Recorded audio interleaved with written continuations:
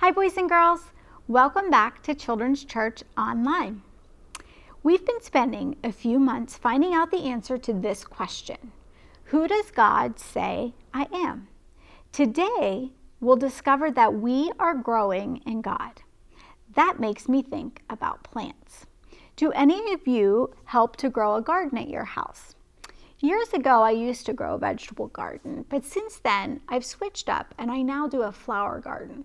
I absolutely love having fresh cut flowers sitting in my house, and I've worked it out to this point where I pretty much have fresh cut flowers sitting in my kitchen, my bathroom, places like that, starting in May all the way up through October. And it's lots of colors and smells, and it just brings me a lot of happiness. If you were a farmer, you could grow vegetables and fruits and things like that and have lots to eat as well. Jesus wasn't a farmer, but he did use a growing plant to talk about what it's like to love and follow Jesus. His example showed how we are growing in God. Let's look in the Bible to see what Jesus said.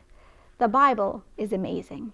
It's full of true stories that help us know what God has been up to for a very long time. Today we're learning that we are growing in God. So we're going to make something grow. I brought with me today a balloon. So if we want to make a balloon grow, what would I need to do? Blow air into it, right? Okay, let's see if I can do this. Got it, right? I'm sure you've all tried to do that or have seen somebody else do that before, right? So I have partially inflated my balloon. Now, here's a challenge. What if I want to make the balloon keep growing, getting bigger, without touching it to my mouth or anyone else's mouth? How could I do that? Grow a balloon bigger, but not make it touch my mouth or anybody else's. Is it possible? I don't think it is. Why can't I make the balloon grow without it being connected to my mouth? Because what does a balloon need? A balloon needs air, right?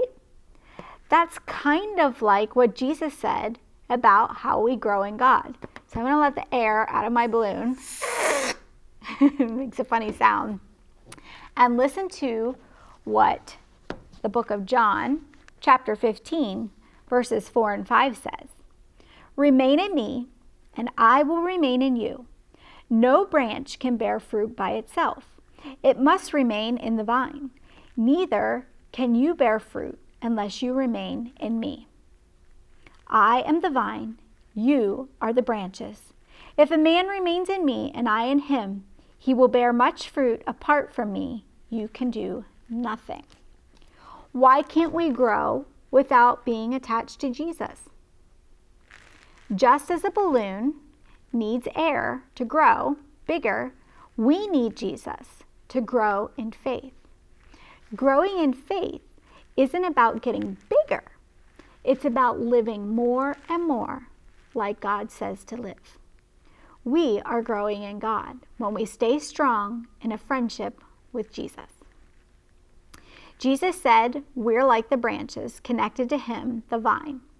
So I brought with me today some special markers, and I'm going to start by drawing a tree trunk. And I am not an artist, so I will do my best, but this probably won't be spectacular. All right, so here is my tree trunk, right? Okay. And now I'm going to put some branches on my tree. So, and branches grow, like all different directions? Like this. One here, maybe one there. I don't know. It's an okay looking tree, right? So Jesus said that we are like these branches, and we are connected to him, the vine. So I'm going to write Jesus here. He's kind of like the base here. And then all of these branches coming out are like all of us, right? Jesus had something else to say about what the branches do. Listen to what verse 8 says. This is to my Father's glory, that you bear much fruit, showing yourselves to be my disciples. Now, to be clear, Jesus is not talking about fruit like apples, oranges, things of that nature, right? What do you think he means by fruit? The Bible talks about a lot of different kinds of fruit we produce when we're growing in God by staying attached to Jesus. Jesus went on to talk about one specific kind of fruit. Listen to what this says. As the Father has loved me, so have I loved you. Now remain in my love. If you obey my commands, you will remain in my love, just as I have obeyed my Father's commands and remain in his love. I have told you this, so that my joy may be in you and that your joy may be complete. My command is this: love each other as I have loved you. Greater love has no one than this, that he lay down his life for his friends. Did you hear a word repeated in that many, many times? I did. One word really stuck out in that verse. When we're growing in God, it shows as we grow the fruit of love. That's right. So instead of putting apples on my tree, I'm going to draw hearts that are growing. Because, boys and girls, when we, remember we're the branches, are connected to Jesus, remember he's here and these are all connected to him, it helps us to produce fruit, not apples and oranges, but the fruit of love to those around us. Showing love is one way we show we're growing in God. But remember, just like our balloons, we don't grow on our own. We need to stay connected to Jesus, and he will be the one to help us grow. When Jesus taught about staying close to him, he used the example of a vine and branches. He showed that when we're like branches connected to him, the vine, we are growing in Jesus. Why do you think Jesus used that example? Let's hear from someone who knows a thing or two about growing plants to see how we can be connected to Jesus. Let's watch the apple tree. Hi, I'm Scott Skogerbo, and I'm a head propagator at a nursery, and I'm here to talk to you about grafting apple trees. Grafting is a process in which you take the roots of one plant and the top of another plant and join them together so that the union will heal, and then the top of the tree will become, in this case, apples, will have the desired large, tasty apples that we've come to expect in the grocery stores. So the next step for grafting is to collect your scion wood. So in this case, we're looking for nice, plump, juicy buds. So then we will cut that from the parent tree and bring it to our working space. So this piece of scion wood that we just took was off of a wonderful apple tree called the Cortland apple. Cortland apples are crisp and juicy. Yum! See all those bumps along the piece of scion wood? That's where leaves and apples will grow out of. Pretty cool. And so now we're going to talk about our rootstocks. This rootstock is called the Antonovka apple. This root is really strong and able to handle very cold temperatures. That's kind of like how Jesus is a strong root for us to grow with. In order to graft the scion wood to this root, Scott needs to clip the top off. Scott cuts the wood so he could graft it to the root. Next, Scott has to cut the root and the scion wood at angles so they can grow together. See how you can see the middle of the branch? Now the insides touch right up against each other.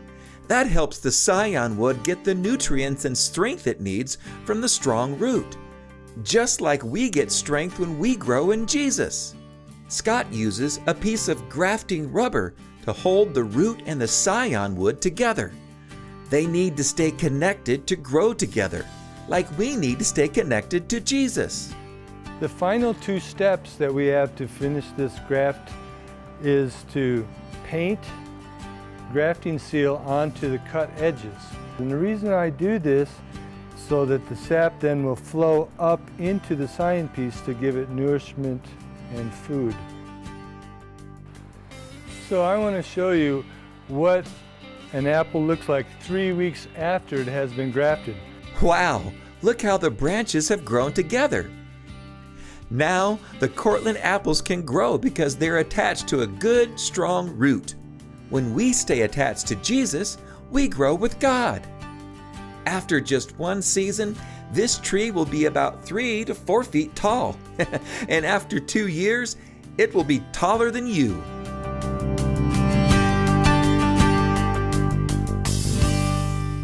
The branch had to be grafted to the root in order to get the good qualities from the root. How is that like being a friend of Jesus? How did this video help you understand what it means to grow in Jesus? It's cool how Scott put the branches from one apple tree with the roots of another so the apples could grow in tough, cold weather. When we stay connected to Jesus or get grafted with him, we are growing with Jesus. Today we're talking about how we are growing in God. Let's play a game of Growing in God Pong and learn more about growing in God. If you want to play this game, you only need a couple supplies. A plastic cup about this size and 3 ping pong balls. And here's what you have to do. I'm going to stand up and I'm going to hold my arm up like this, so maybe like about where your nose is, and try to drop it into the cup.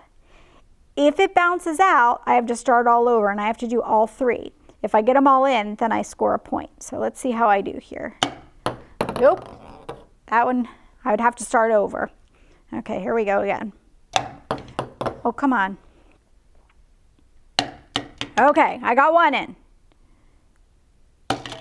I got 2, I got 3, so I would score a point. Okay, let me show you again. Nope, start over. Yes, I got it in. 2, oh, I'd have to start over. So you get the point. So as many people as you have in your family can play this game, and every time somebody gets all 3 of their balls in their cup, they score a point. So maybe you could set a timer for like 5 minutes and see how many points you can get in 5 minutes. With a bit more practice, I think I could get pretty good at this game, don't you think? I don't know. Is there any strategy that we could use to make it easier to keep those balls to stay in that cup and not bounce out?